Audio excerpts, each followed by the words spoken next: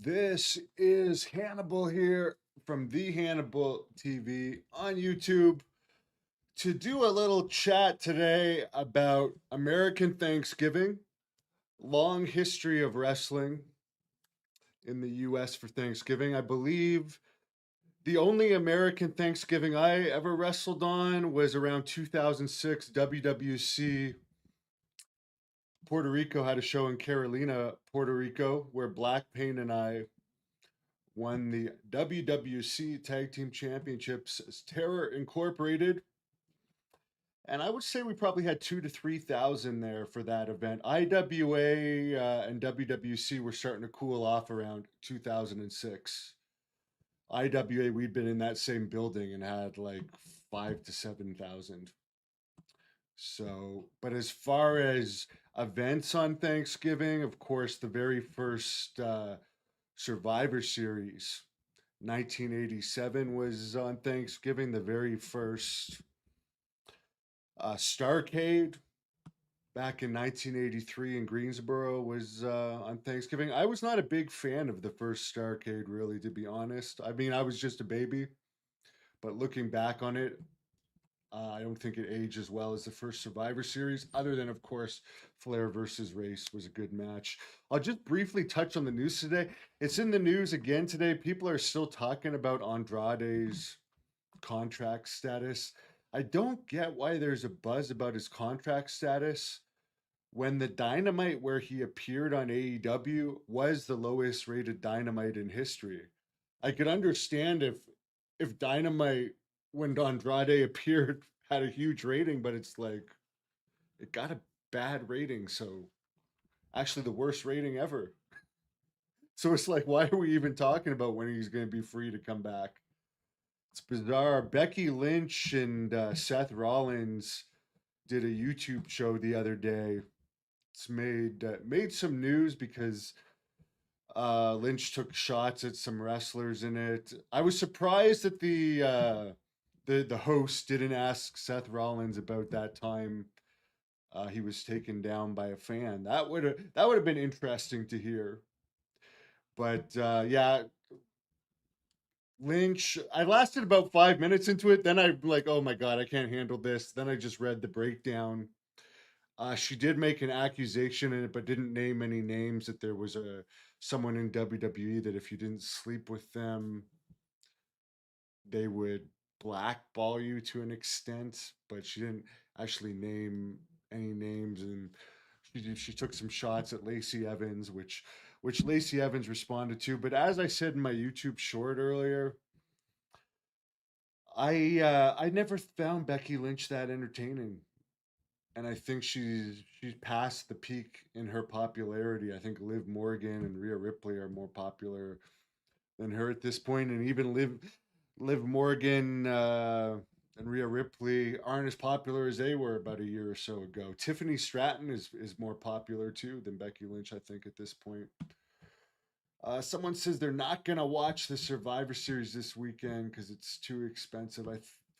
I guess you'd have to get the ESPN app to watch it. My favorite Survivor Series was Survivor Series 1990, where they had the grand match of survival at the end when the babyface winners, which was Hogan, Tito Santana, and the Ultimate Warrior, took on the heel winners. It was in Harvard, Connecticut. The Undertaker also debuted on that Survivor Series, but they had that grand match of survival, which the babyfaces ultimately won. But I think overall, that one was by far the best. If you were around my age, Chris thinks WWE is better than AEW. It's more watchable. It's really expensive to participate in if you're a fan of WWE. Wish you guys a good Thanksgiving too. Yeah, Paul also liked Survivor Series 1990. Someone's asking about Marty Jannetty. I mean, I've had so many fans and wrestlers properly advise me don't lower myself to the level of a drunk and admitted addict of not only the white powder but the pills. And he's 65 years old. By the way, if he's so poor, what he should do is go to WWE rehab, because then you have Rick Bassman told me this.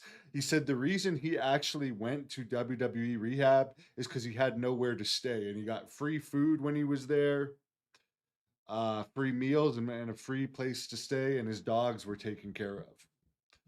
So I mean, Marty was telling me a while ago that apparently his wife had lost her job, and then the sister had lost her job, the sister-in-law, and then the sister-in-law had a baby, has a baby in the house that's always crying.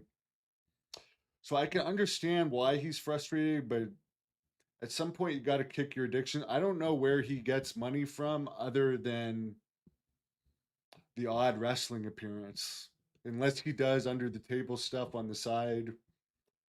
I don't know where he would get any money from, because I can't see him doing a regular job. He's a lot like Nasty Boy Knobs, who's always out there doing GoFundMe's.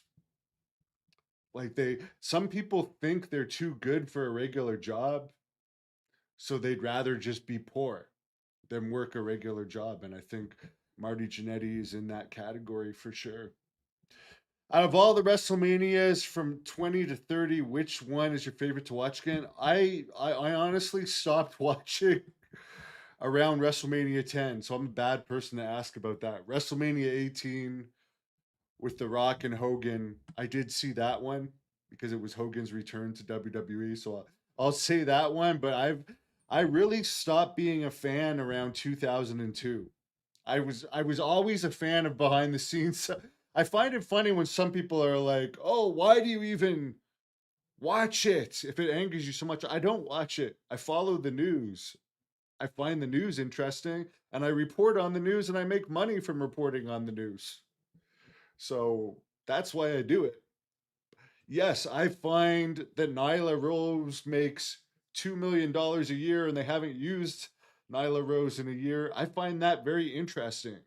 I find that more interesting than watching an episode of Dynamite or watching a Nyla Rose match. Supposedly, Tony Storm, I guess maybe she signed a contract before she got over big, but people are saying she only makes about 250 grand a year. So I'm sure she can, in her next negotiation, um, she can make up for that. I think the two best AEW girls are Harley Cameron, who I posted a match from today. I've been having a bit of a Thanksgiving match marathon, posting old matches. And I had a Harley Cameron match that I'd acquired from Ultimate Women of Wrestling, which has since gone out of business. Sold me the footage. Harley Cameron match. I found it very entertaining. And she's great. Somebody says, would I do an interview with ODB? I have interviewed her, and actually, the author of her book told me that I should do another interview. I only did a short interview with her. She was all right. She seems like a nice person. Eddie Guerrero is a wrestler entertainer. I am not a huge fan of Mexican wrestling. He obviously transcends Mexican wrestling. He was over for a while there in the early 2000s. Obviously had a long history of substance issues, which I guess is why his heart gave out so young. I don't even think he made 40. I met him a couple of times backstage. Very quiet guy. It's not a guy that my favorite match of Eddie Guerrero's is when Bradshaw was wrestling him and busted him open real badly, and there was blood everywhere. Me being a vampire, I really like that. Someone says Jake should know the rehab WWE. I don't. What ultimately got Jake clean? I think he's making like 600 grand a year in AEW. I don't know what exactly he does there. When it first started, he was managing um, Lance Hoyt, who's a good wrestler in my opinion, and I've met him, and he's a nice guy. But then that went nowhere, and then they had him do something with Mexicans, and that went nowhere, and now he's just kind of sitting out. You see a lot of videos and stuff. I guess His Cheryl Roberts has gone back with him. I wonder if she would have gone back with him if he wasn't making so much money now in AEW. But good for him. I'm happy to see. Like, this is the good thing about AEW. Guys like him would still be having to do. The bad thing is the independents aren't as strong and there's less independent show. But the good thing is Jake the Snake isn't having to do indies. But the bad news is there's less indies for people to learn their craft. So the wrestling business in general doesn't have as bright of a future because there's less experienced guys getting hired. We just heard this week WWE has hired gymnasts and track athletes from their SummerSlam tryout to training contracts. People that just get paid to train. So I don't know. What's the deal with Jericho and WWE's latest news? He's still under AEW contract. They haven't used him since April, and he's likely going to WWE, from what I understand. Likely going to WWE. Bring back the burger reviews. That would pop more than AEW rating. I actually should bring them back, but I haven't been eating burgers that much lately because I've been training, getting back into shape because 2026 is going to be a good year for me. I have a couple projects I'm working on, and I'm definitely going to promote at least one event next year. Very likely, women matches are very popular on my channel, so it's probably going to be an event that has a lot of women matches, and I'll definitely get a couple matches on there, and some of the male independent wrestlers that I think are good are also going to be on there. What did everyone think about the Survivor Series match between Kevin Nash and Bret Hart? I think that was one of Bret Hart's or one of Kevin Nash's best matches. Speaking of which, I did a poll yesterday. Let me check the status of the poll. Bret Hart was all in the news for saying that he thinks Shawn Michaels had sex with Vince McMahon. Last weekend, he was in Montreal and he very openly said that. So let's take a look at the results of the poll. I did a poll to see how many of you actually think that is legit. Let's take a look. Here we go. 1,100 of you voted about Bret Hart's accusations of Shawn Michaels' sexual relationship with Vince McMahon. 60% of you say Bret Hart is telling the truth, and you think Shawn Michaels had sex with Vince McMahon. 40% of you think Bret Hart is making it up. By the way, we were talking about the AEW women's division. Another girl, Paige, aka Soraya. I didn't even know she had the AEW women's championship at one point. What I don't get is their two biggest names from WWE were Soraya, aka Paige, who was the top girl in WWE at one point, and then Mercedes Monet. Why didn't they ever wrestle? That would have really got a buzz going to have those two in the ring together. Someone says during your visits to Phoenix, did I ever hike Camelback Mountain or South Mountain? I hiked a couple of mountains. I actually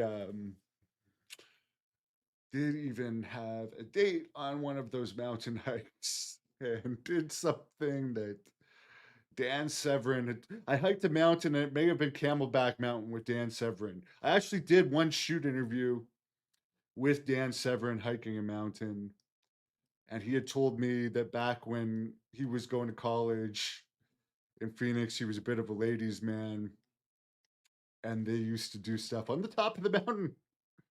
So I proceeded to do that with someone a couple of nights later, and it was a lot of fun. I actually really enjoy Phoenix. Hopefully, I'll be back soon. Tank Abbott lives there.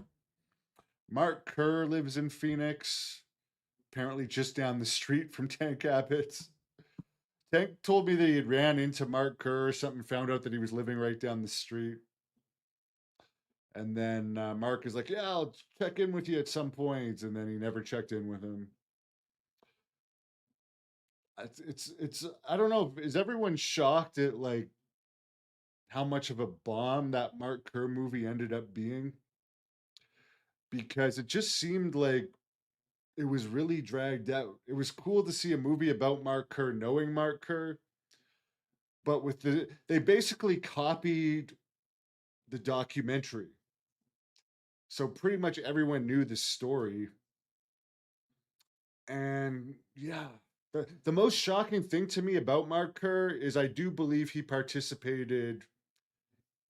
This is my opinion that I believe he participated in fixed fights. And I do believe, particularly towards the end of his career, his last nine-ish fights or so, they're all he just kind of gave up. But there's definitely a few there that I definitely suspect are fixed. Are Don Fry and I good? I think he was just trying. I got a video that has like almost a million hits of Don Fry shooting on Mark Kerr. And again, this goes back. Okay, let's go back into these wrestlers that will take money from me and then hate on me after. Don Fry took several payoffs. I like Don Fry though. I actually respect Don Fry. And Don Fry doesn't make up lies, right? Unlike other people that used to be members of the Rockers, who's not credible, who has zero credibility. But Don Fry, the issue I have with him, I guess, before the Mark Kerr movie came out, he tried to throw me under the bus and say, "Oh, I forget what he called me. He actually insulted all Canadians. He said something about Hannibal and all Canadians are something. I forget the exact word he used because I posted the clip of Don Fry calling Mark Kerr a goof. And then Don Fry tried to claim he was pilled up that day, but I was literally with him all day that day. I was with him like 9.5 hours that day. And that's just how he is. And he genuinely does not like Mark Kerr. He was trying to blame his jealousy that Mark Kerr is getting a movie about him, and not there isn't a movie being done about Don Fry at this point. He tried to blame him coming off as jealous in that video on me, but he never told me not to post that. He knew he was being filmed, and those are his true feelings.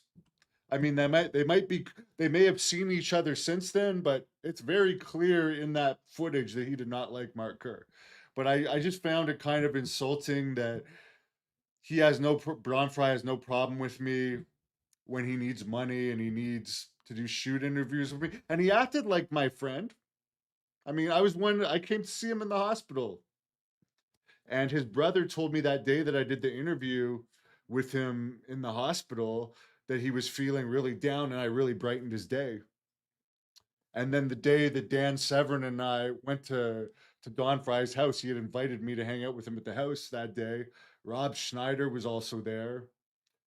Um, he was acting like he was friends with me all day. So to then insult me and try and act like I'm playing around with the footage where he's calling Mark Kerr a goof. No, I just posted what you did. But whatever. He's in a lot of pain. But the funny thing is, numerous people have told me he's back drinking. I don't know if he's still back drinking now, but around the time of WrestleMania weekend, people told me he was back drinking. Several people that are friends with him. So to act like, oh, well, I'm sober now and I'm saying I was pilled up the day that I did the interview with Hannibal is kind of interesting because I hear in more recent years that he is back doing stuff. And at the time that I did the interview with him, he had stopped. So I don't know. I don't care. I really wish him the best. Someone finds Excalibur to be an annoying person. I don't really watch AEW, so I couldn't tell you. I the most I've seen with him is where they did that angle in, I think it was there's an angle where Excalibur and Kevin Owens did I think it was in LA. They did an angle that involved saying the N word multiple times. Forget what company it was for. I think it was for that LA company that used to run at the Globe Theater that I'm forgetting the name of. That was one of the things that I lost respect on Excalibur for, because it's like you're doing an event, you're doing an angle on an indie show and doing a race angle. I don't know. It's not like you're being paid millions for it. Do I have plans to return to the UK where I did wrestle in 2008 for Brian Dixon?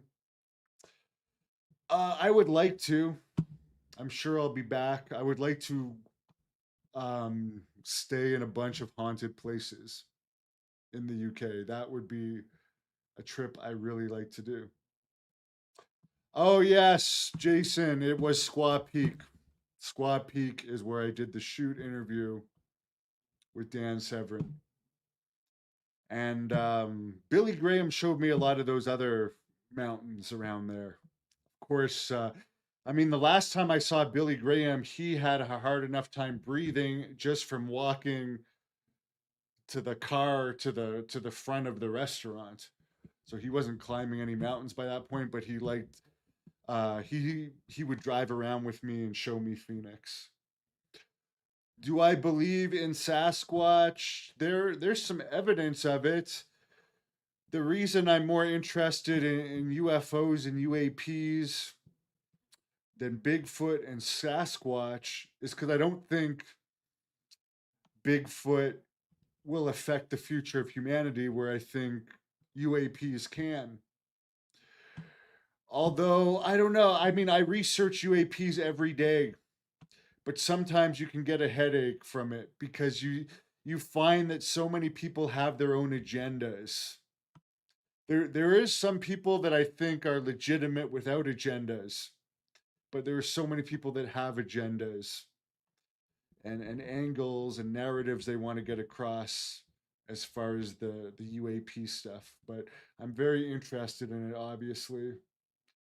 But the other thing about the Sasquatch, there have been. I'm recently reading a book that Jacques Vallée put out about encounters that humans have had over the years with different types of extraterrestrials. And there are some types of extraterrestrials. A lot of them are small. They'd be like midget Sasquatches. But there could be some types of extraterrestrials that look like Sasquatch. And then if you think about Skinwalker Ranch in Utah, where there's supposed to might be a portal to another dimension, there's been Sasquatch seen around there too. Why are you asking me about Manchester, Paul? I definitely had some adventures when I was over there in the UK. I didn't. First of all, I didn't like living in the same place as Rene Dupree at that time, and the long drives, and not just him, but it was like too close quarters for me. I'm too much of a private person. And they had us living in this house that they called the Digs, and there was a bunch of people living in it. Just one bathroom, just one washer, no dryer, a clothesline. We weren't allowed. They didn't want us to close the curtains. We weren't treated very well, so I didn't really enjoy my time there. But I don't hate on the UK. I think UK women overall like me a lot.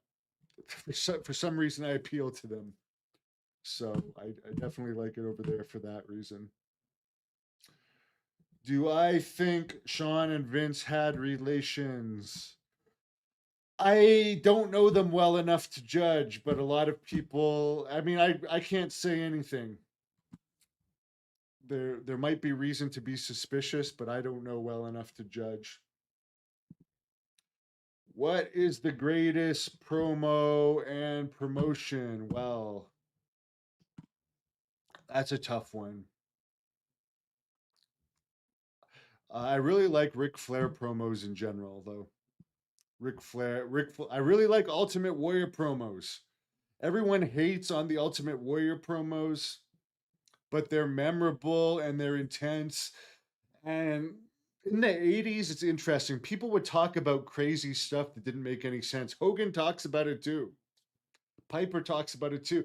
I miss the days where the promos just didn't make any sense and you watch it and you're like, I don't know what the hell they were talking about, but that was cool. Piper had some great promos. The Ultimate Warrior and the Road Warriors had some great promos. But I don't know if there's one specific one that that stands out to me as the greatest promo of all time. There's been a lot of good ones over the years. Someone says Marty Jannetty's a horrible interview. John, I didn't want to book him for another one. He was at here. I'll even explain it to you more. He was telling me he had a falling out with his latest podcast host, and he was wanting to me to do podcasts with him. And I'm like, okay, well, let's. This is the best I can offer you for now, and we'll see where it goes from there. So when he would check in with me, I would suggest it. But it's not like I'm running his door down because the problem with Marty Jannetty is he talks about drugs and stuff, which you can't monetize on YouTube. They'll often like mark a video where drugs are mentioned, or for instance, he talks about gay sex a lot too. Stuff like that is unmonetizable.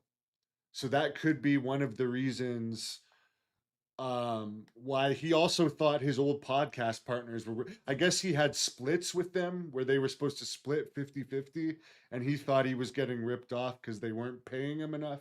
But I think in reality, he just doesn't understand how much work it takes to make money on YouTube. It takes a lot of work. And again, he's 65. When was the last time he was a regular in WWE? Probably around the time that he was tag team partners with, or no, it was with when he was the New Rockers, but it's not like the New Rockers were over. He's best, the reason he's most thought of now is because he was Shawn Michaels' tag partner in the Rockers. That's the reason, that's what he's best known for now, which is nothing to be ashamed of. But I now understand Shawn's side of it better. And I understand why Marty isn't in the Hall of Fame because he lies. And if you put him in the Hall of Fame, then it's WWE Hall of Famer Marty Jannetty saying this. So he might be one of the ones that they wait till he's dead to put him in the Hall of Fame because he's a loose cannon. And yes, there are some people like Sunny that maybe they thought she'd been in rehab so many times that she was cured and let's put her in the Hall of Fame. Or maybe there was some reason they just wanted to put her in this year, but it's not like there's a big demand for Marty to go in there.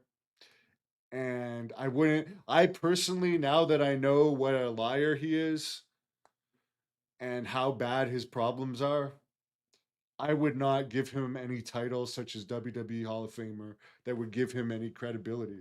So I fully get why they wouldn't give him that title. And I understand where Sean's coming from dealing with him. Pain changes a person. Well, he's keep in mind he's an admitted drug user too. He talks openly that he would spend $5,000 on the white powder when he would have his weekend parties. He actually talks about that. That messes up a person's mind. Um, Again, I'm sure he is in pain. I'm in pain too. I've got a lot of injuries. I know he's had a lot more matches than me, but I was a bouncer for many years and I wrestled a very rough style. And I got a real bad ankle injury myself that this is daily pain.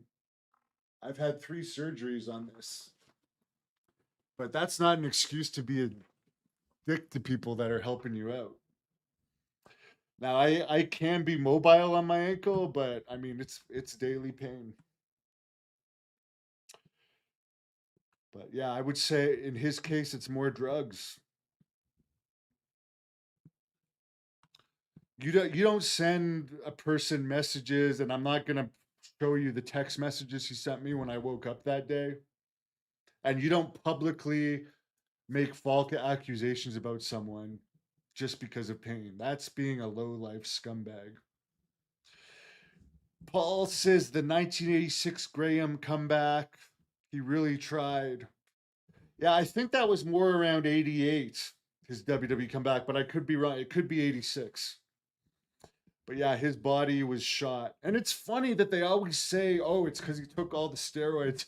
Well, he also wrestled. Like, Billy Graham was from an era where you would wrestle 7 nights a week. So it's funny, oh, his hips were gone because he took steroids. Well, he did wrestle for several decades.